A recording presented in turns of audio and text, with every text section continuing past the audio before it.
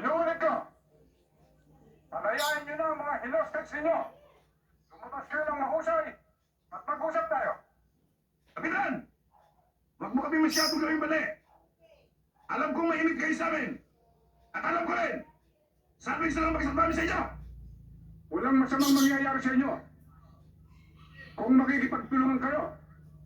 Pero, kung magpapatuloy kayo ng pagmamatigas, papipilitan kaming asukin kayo dyan. Oo ka! Pumasok kayo!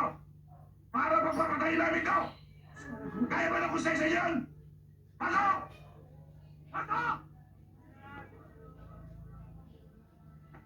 Tambol! Wala na tayong magagawa dito.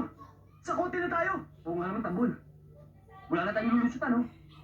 Okay yun! Susuko tayo! Oo! Kay Eseng! Sino ba Eseng?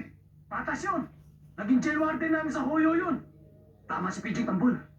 At alam ko masasunod tayo ni Eseng. Bahala kayo!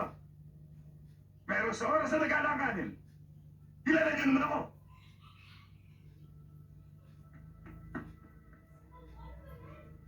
Kapitan, makinig kayo! Lalabas kami at susuko! Pero kay Eseng yan! Tangking Biloso, hanapin si Tiniente Natividad. Madali! Diyan! Tumol! Nandito ito na si Tiniente Sing Natividad. Papasok na siya dyan. Sige, labas! Labas!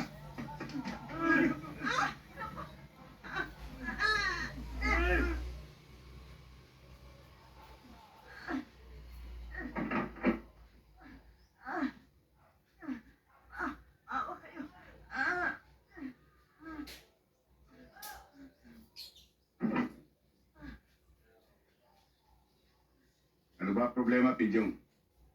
Eseng, hindi naman namin gusto ito eh. Nasubo lang. Teka, teka! Bakit may wala yan? Nakasukbit naman. Nakatutok ka. Ano pa ba ang gusto mo?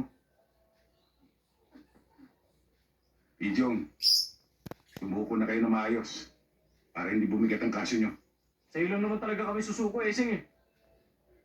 Medrano,